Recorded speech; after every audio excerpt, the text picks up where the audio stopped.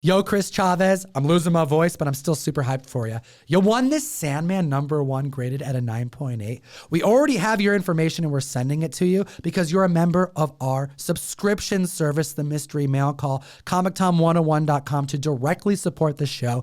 Give me an excuse to send you comics every single month. The link is in the description. Let's talk about the trending comic books this week.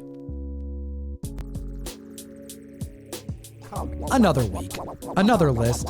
The con season has officially caught up with me. I've had no voice all week. I've been resting it for this video. If that's not deserving of a like and subscribe, I don't know what is. Yeah, Tom messaged me last night. He's like, dude, my voice, you gotta come be in the video today. I'm sorry. I'll do what I have to, Tom. I have to be here every week. Ryan only gets called in when Tom loses his voice. We have to preserve my precious voice. It's all right. All right, guys, hit the subscribe button because regardless of if I'm sick, at a convention, we're doing this video. We've never missed a week for over 4 years, hot damn. And at the list, at number 10, it's like I'm going back to my 90s childhood. We got Gargoyles #1. This is the Baltimore Comic-Con ash can that was given away at the Retailer Summit. And somehow we missed out, dude. Oh my gosh, this is so funny. So we all got to Baltimore Thursday evening because of time zones and traveling all day. We get there right before the dinner and they had already given away all of the ash cans. So we unfortunately did not get this ash can, but it was absolutely the talk of the convention and it's great to see it on this list. $90 average sales. There was a $100 sale for a raw copy. This is the continuation of the Gargoyles canon post Dynamite's acquisition of the IP that was announced at San Diego Comic-Con this year. So the original creator of the Gargoyles cartoon, Greg Weisman, is actually writing this new run for Dynamite, and he clarified some of the continuity issues with the Gargoyles comics and franchise over the years. You have the first 2 seasons of the cartoon. That's obvious. Then there was a run of Gargoyles comics at Marvel for 12 issues, and then a 6-issue run at SLG Comics, leading us to today. I grew up watching Gargoyles. This has got me excited. You know I'm making a dope-ass variant for this. And Nikki B, shout out, announced some major news over at Dynamite. Well, we just got an email an hour ago letting us know that they are going to be doing a special 1 in 250 variant if you buy 250 copies of the new Gargoyles. Best thing is it's going to be signed and it'll come with a special certificate from CGC because it was a witness signing, so you can send it in and get an actual yellow signature series label. This sounds a lot like what they did with Todd McFarlane, and I love this idea. Dynamite learning from the Todd father here, doing what he did with the Spawn universe, working with CGC. And this isn't like the cover artist doing the signing. This is Greg Weisman, the creator of Gargoyles. Classy move.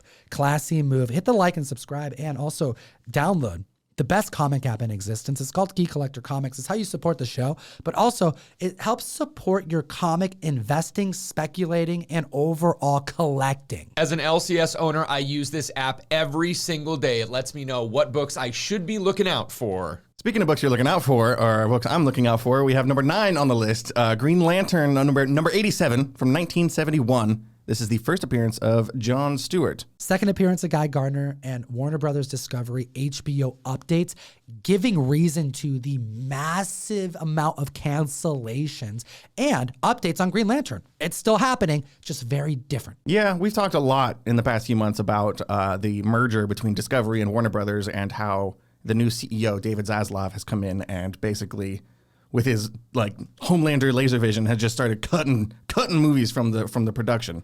And I, as a Green Lantern fan, was very nervously watching the upcoming Green Lantern show, expecting it to get canceled, but it is still hanging on, except this last week, they just completely shrunk down the scope and narrowed the focus to just be a John Stewart story instead of a broader Green Lantern core. So now that we have John Stewart news, it absolutely makes sense that we're talking about the first appearance of John Stewart. 1.2K average sales on this. It's a 533% increase in copies sold, and that means low-grade and high-grade books are all selling. Classic Neil Adams cover. We have a recent high of a CGC 9.6 for $3,000, and there's an all-time high of a CGC 9.8, $10,500 back in March of 2022. This is a tough book. That white cover is, oh yeah, and it's thicker too. So there's a lot of problems present, making it understandable why there's a lonely 33 copies graded at 9.8. Number 8 on the list, Young Avengers #1. Tom and I have talked about this book as being the new generation giant-size X-Men #1, and with really good cause. It's the first team appearance of the Young Avengers. We have Kate Bishop, Patriot, Asgardian, aka Wiccan, Hulkling, and Iron Lad. A ton of great first appearances. $180 average sales. High CGC 9.8 for $500. $500 is so low, man. is. I was picking this book up for under $1,000 last year thinking, man, this has dropped. This book has seen heights of $15.95 in 2021. And this right here may be the best opportunity to get in on a spec book. Is there anyone in the community, let me know in the comment section below, who doesn't think Young Avengers are coming? Actually, while researching for this video, I took a look at the lineup of all the Young Avengers. There's only 2 that we have not gotten in the MCU to date. Hulkling and Iron Lad have not shown up. Everybody else is already established in the MCU. And Iron Lad is like, I would say, yeah, he hasn't officially appeared, but Iron Lad is Kang, so like technically that's like 50%. So I'll go like 1.5 members haven't been introduced yet. For the record, anybody who's listening to us right now needs to read Young Avengers. It's one of the coolest books from this era, which is my favorite era of Marvel Comics, the early 2000s. But Young Avengers is just a really cool story, in spite of it being a young book for kids. Well, it's Avengers really like disassembled, and then you go into this like next gen hero team, and I think a lot of people just didn't read it. Right. It's got young on the title. It must be for kids. I'm not reading it. And I made that mistake for a really long time, but it's a really fun series. Not only is it fun, captivating, it's going to be extremely relevant in the next year. And take a look at this October news, courtesy of Key Collector. Hulkling and Wiccan, aka Billy Kaplan, son of Scarlet Witch, are rumored to appear in the Agatha TV series. Wiccan likely to be played by Joe Locke. It's a 383% increase in copies sold this week. And keep in mind that in the last 11 months, this book has gone down $500. We were seeing a lot of spikes around the Wanda Vision time, and it seems like people have forgotten that there is an Agatha show coming. Agatha Coven of Chaos, one of 2 different shows spinning off of the first Disney Plus Marvel show, Wanda Vision. Aubrey Plaza breaking the internet, joining the cast this week. So not only do we have Aubrey Plaza joining this cast, the day before we also got an announcement that Joe Locke is joining this show, Agatha Coven of Chaos. His only other role before this was in the Netflix show Heartstopper, which is about a boy discovering that he is having feelings for another boy in his class. So the speculation there is he might be portraying Wiccan, who we last saw in WandaVision as well, but they'll have to age him up from a little kid in that show. And that's also why we're seeing a lot of attention towards the Young Avengers. But we digress, because at the list at number 7, Avengers The Children's Crusade #1, seeing $20 average sales, 9.8s hitting $250, and that's from a sale September 29th, my birthday. Hot damn. 425% increase in copies sold this week. Now, we've been talking about Young Avengers forever, and this is the next logical step. If you even look at the cover of this book, you've got Wanda, Scarlet Witch, on the cover with all of the Young Avengers underneath. I mean, really, this is the type of thing that this is going to be a plot line that we are going to see in the very near future. I mean, we even had rumors as of March that Marvel has unannounced projects that are going to borrow heavily from this story arc. There's only 24 copies graded at a 9.8.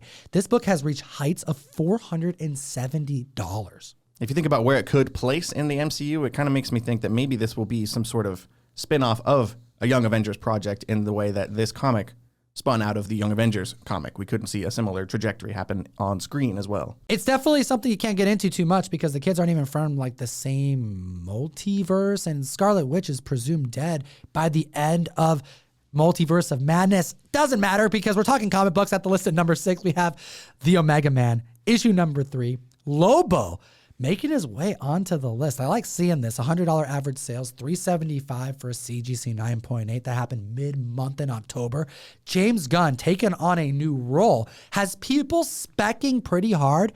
However, I want to point this out there. he's not doing every single project. I mean, it's impossible. He can't direct and write everything. This is one of those books that I believe is perpetually relevant, but people don't think enough about it. This has been a $100 book forever. Everyone loves Omega Men #3. Except for Ryan. I know, Ryan has no idea, but that's okay. This is one of those that if you find in a collection, you will find this book in dollar bins, $5 bins, because people aren't paying attention. Yes, it's the first appearance of Lobo. Yes, it's the first cover appearance of Lobo. And we have been talking about movie speculation for years. There was speculation over a decade ago that Danny Trejo was going to come out and play Lobo because a motorcycle riding guy with a big cigar. But the fact that we are talking about this now, 177% increase in copies sold, good DC news all over. I mean, there was even one point that Guy Ritchie and Michael Bay was in line to take on Lobo. So I'm like praying to Thor, very grateful that that didn't happen.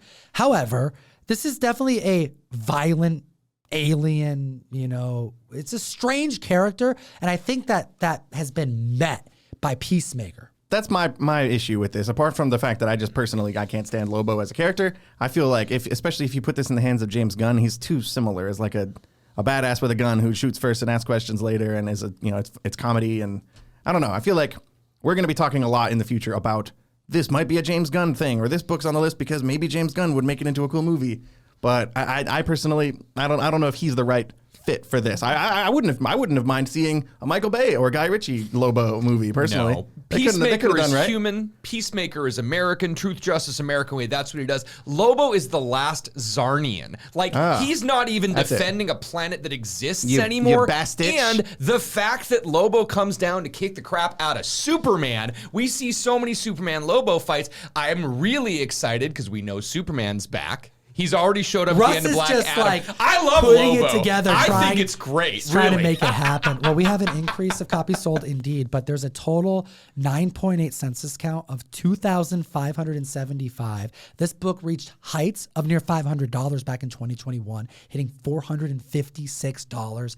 You know what? There's a lot of love for Lobo, just like there is for the TMNT at the list at number 5. TMNT, the last Ronin #1. $80 average raw sale. We are seeing $180 for a high CGC 9.8, although we're seeing average sales of that in the $140 to $150 range. It is 186% increase in copies sold this week. The Fallen Turtles, the surviving last brother, the Ronin, was a huge hit, and it sold 130,000 copies. Kind of surprising that there's so many high-graded copies graded on the census. There's a total of near 3,000, 2,945 slabs. And out of that, 10 of them are perfect 10s. And we have 240 9.9s. It's a little weird to see that many high-end graded copies of a book that can't fit into any bag and board on the face of the earth. This was an oversized comic. It was delayed because of pandemic. When it was delivered to shops, the damages were atrocious. When we received these, they were wrapped. It was like a bundle of 25 had like a piece of twine about it. And as we opened them, the top ones and the bottom ones had little scrunches on them, but it is a prestige. It is a square bound. They have nice sharp corners. So even if some of them were damaged, CGC is proving to be a little bit more lenient on books like this and the Batman Damned. We're seeing those coming back with a lot of 9.9s and 10.0s anyway. Well, considering early October, we saw a sale of a 9.8 at $105. If you're going to invest, I would suggest you just save up the extra $100 and get a 9.9. There was a plan, what I thought was going to be a one-shot, but now it's a series coming out soon, but it was delayed until January. The announcement was made back in June, and we saw it covered on multiple websites talking about how the release date was the first week of November. Well, those websites still say it's the first week of November, even though IDW has updated the release date until late January for issue #1. The Lost Years is coming. We're going to find out more narratives as it connects to the last Ronin, post Michelangelo, finding out about the death of his family, but also learn about the next generation of turtles. This is great because we're going to get to see more of Casey Marie Jones, who's the daughter of Casey Jones, and April O'Neil get to be the master of a new set of turtles. Next Gen Avengers making the list. Next Gen Turtles coming soon at the list at #4. Micronauts #1. Bill Mantlo Goodness debuting in $19.79. We are seeing $30 average sales, $185 for a recent 9.8 sale. And I'll remind the community that back in March of this year, this book hit at 9.8, 400 bones. So we had news back in September of 2019 that there was a movie in development with Paramount and the creators of How to Train Your Dragon. But we've also seen a 233% increase in copies sold compared to last week. Now, we don't have any updates on that Paramount news. Tough to believe that that's still even slated. However, with us about to venture into the quantum realm and so much spec focused on Cassie Lang, it makes sense that the Micronauts could be introduced, even if it's just a nod only. So in the new Ant-Man Quantumania trailer, we get to see the Pyms and the Langs get sucked into the quantum realm. This is the secret universe below ours. And throughout the trailer, we see many more miniature people throughout this. Is Micronauts going to be part of it? Are we going to see this team, or is this just another MacGuffin? An increase in copies sold of 233% means that people are hoping they're going to see this hit toy turned franchise IP at Marvel. There are a lot of these on the census right now. We are seeing 829 copies at a CGC 9.8 and 985 copies at a CGC 9.6. This is the type of book from the era, 1978, 1979, that you wouldn't expect as many copies. An interesting thing to note, out of all the research I did not see a single copy that didn't look like a newsstand. Normally you would have a barcode of the black slash through it that would be a direct copy from this era. I only saw newsstands, so use caution if you're looking to pick this up somewhere if someone is trying to sell it for a newsstand premium. If that's not worth a like, I don't know what is. At the list at number 3, Avengers number 6, debuting in 2010. Now this is the first full appearance of the Next Avengers. This also is the first appearance of an alt-reality character, this son of T'Challa and Storm. People be specking on the next Black Panther. People are speculating, especially after the death of Chadwick Boseman, like who's going to be the new Black Panther. You know, we've been hearing about Shuri maybe, or a resurrected Killmonger taking on the role. But now maybe we'll have a son of T'Challa. And, you know, they probably won't be Storm in the MCU, but could be his son too. It sounds like more next-gen spec, causing an uptick in copies sold of 717%. It's important to note these types of keys because although Black Panther hasn't been released yet, there are individuals who have seen it. And seeing where they put their money tends to show us a trend. $15 average sales, $250 for a high CGC 9.8 sale. A huge increase in copies sold this past week, which is very curious, and a total of 74 graded copies on the census, 40 of which are graded at a 9.8, and this book is selling consistently at $250. It was a price that was set back in 2021 during the comic boom, and it was just matched again. If you want to support what we do, you need to go over to ComicTom101.com and sign up for the mystery mail call where we send you exclusive books every single month and a chance to win a Grail. That's right. Someone won a Sandman 1 9.8. If you want to join the community, we are in active enrollment for the November box. I have a Mighty Morphin Power Rangers 101 Gretel Lusky Rita Repulsa cover going out, 1 per box, Virgins at random. We have a Siren's Gate, Shannon Mayer's first independent work with the Lucio Padillo cover, Virgins going out at random. And last but not least, Gabriel Del Otto on Batman Beyond #1. The first appearance of Terry McGinnis. We brought it back to press. It's a trade dress version going out 1 per box.